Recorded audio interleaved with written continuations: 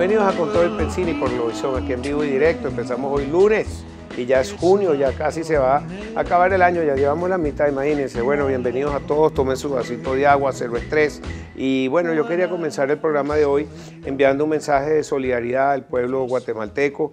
Bueno, esas son cosas de la naturaleza, de la vida, que bueno, solamente falta estar vivo para irse. Y lo que pasó con esta erupción, con más de 25 muertos y miles de heridos, es impresionante las imágenes que han salido. Hay una que tiene un rayo y todo, unas cosas que parece más allá. Vamos a poner esa noticia antes de darle el pase a nuestro primer invitado, por favor. La potente erupción del volcán de fuego en Guatemala dejó el domingo al menos 25 muertos y más de 1,7 millones de afectados.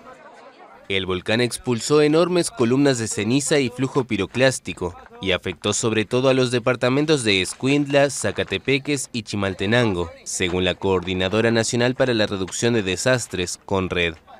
Venía la gran correntada de lava allá arriba, entonces lo único que nos dio tiempo fue salir huyendo con nuestra familia y lo demás aquí se quedó. Y saliendo de la duda yo vine a ver cómo estaba aquí nuestra casa, ¿va? Y está hecho un desastre, pero ¿qué se puede hacer si es cosa de Dios? Las tareas de búsqueda de fallecidos o desaparecidos se suspendieron durante la noche por falta de luz y se reanudaban la madrugada del lunes. La erupción finalizó luego de 16 horas y media de actividad. El Instituto de Vulcanología alertó sobre la probabilidad de una reactivación.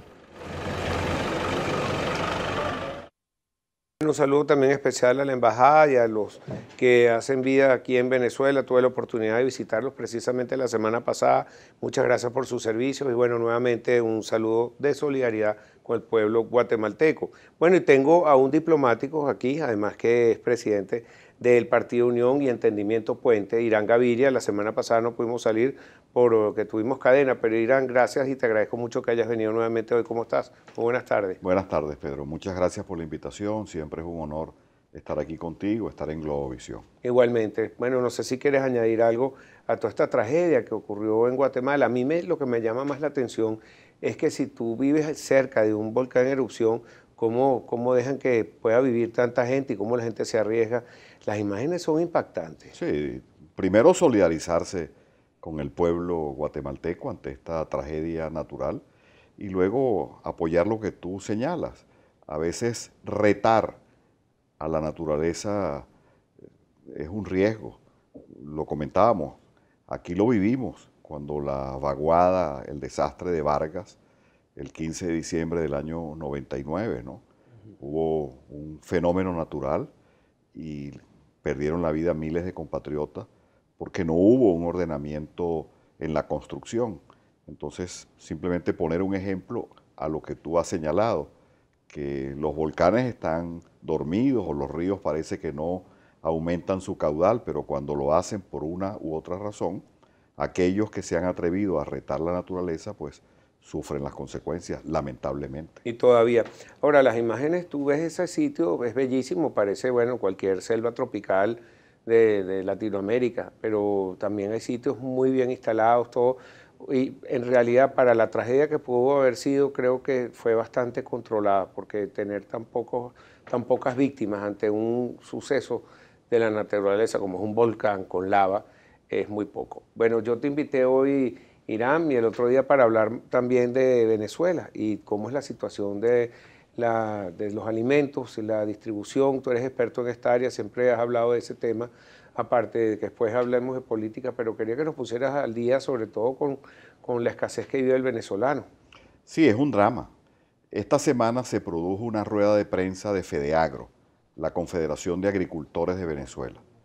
Yo los acompañé, habiendo sido presidente de esa institución desde el año 94 al año 99, me pareció, digamos, un gesto de solidaridad estar en la rueda de prensa y continuamente hago contactos con la gente de FEDEAGRO. Y me refiero a las cifras de FEDEAGRO, las más actualizadas. Nosotros en el año 2008 produjimos en Venezuela 2.800.000 toneladas de maíz entre blanco y amarillo. El año pasado, de esos 2.800.000 bajamos a 1 millón, es decir, una caída del 65%.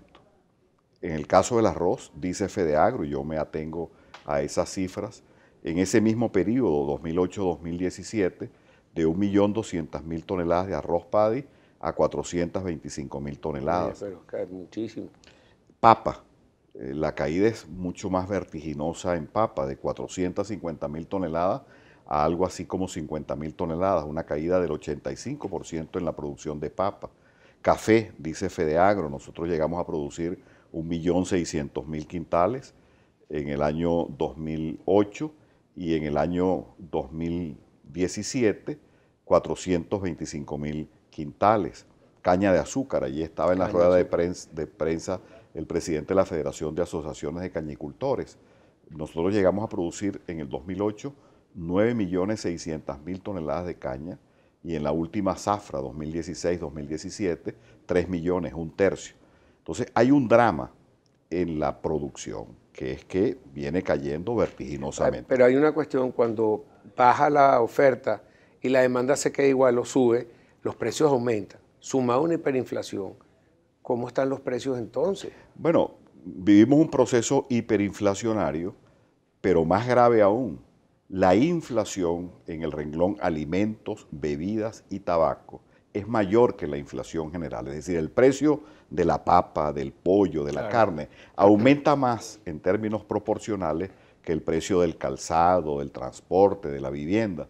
Y como la gente, particularmente las grandes mayorías que tienen pocos recursos, destinan una parte mayor del presupuesto a la adquisición de alimentos, cuando aumentan los precios, los estómagos y los bolsillos más afectados son los estómagos de los pobres.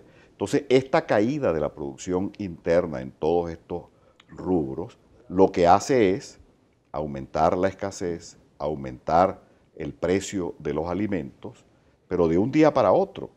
Hoy el kilogramo de pollo está en 1.800.000, 2 millones de bolívares. Hace 5 días estaba a 1.600.000. El kilogramo de café ya está casi en los 8 millones de bolívares. Tú dices, bueno, una persona que tiene un ingreso, no un ingreso mínimo, sino un ingreso de 3, 4 millones de bolívares, ¿cómo hace para alimentar su hogar? Esto es hambre, esto es desnutrición y esto es comprometer el futuro, porque una mala alimentación en edades tempranas, sobre todo carencias de proteínas y particularmente de leche, afecta el desarrollo psicomotor, el desarrollo fisiológico de las próximas generaciones de venezolanos. Comenzaste por uno de los productos que más ingiere el venezolano, que es el maíz, sobre todo a través de su presentación en harina maíz, con que se hacen las arepas. De 2.8 millones baja a 1, es un tercio. Y también está relacionado, por ejemplo, con las cachapas, con y lo voy a decir porque ya cerró la planta, con flakes y toda esta cantidad de cereales que tenemos. ¿Qué está pasando entonces con el maíz y las industrias que están relacionadas con esa, que necesitan esa materia prima? ¿Le importan? ¿Eso encarece más el producto? Ese es un buen ejemplo, porque el maíz sirve para entender todos los rubros agropecuarios. Cuando tienen sus especificidades, el maíz nos permite eso. 1 millón de toneladas de maíz en el año 2017, hay que decirlo, es maíz amarillo y maíz blanco. El maíz de las arepas es el maíz blanco. De ese 1 millón de toneladas de maíz amarillo y blanco del 2017, se produjeron apenas 400.000 toneladas de maíz blanco para las arepas.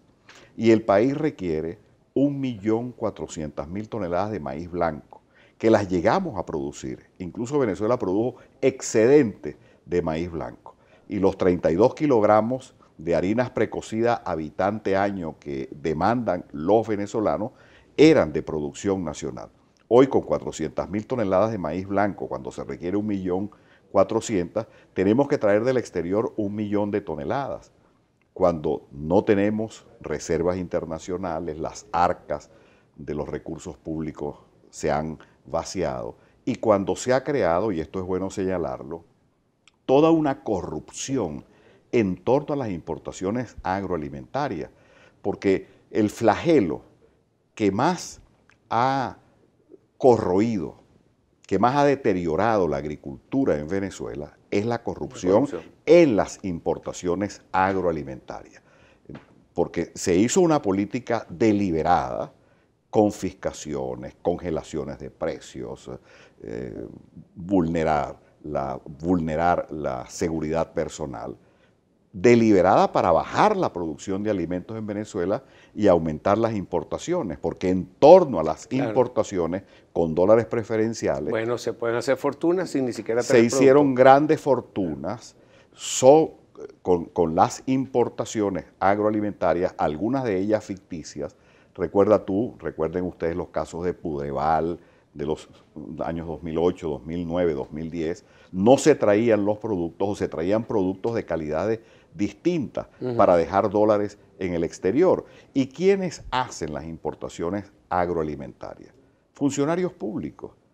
El gobierno ha monopolizado para sí la importación de trigo, de azúcar, de leche en polvo, de carne. Aquí no entra un kilo de ningún producto que no sea fundamentalmente traído por el gobierno. Sí. Y esto ha creado una corrupción que termina afectando el estómago y el bolsillo de los venezolanos. Tenemos que ir a un momento a pausa.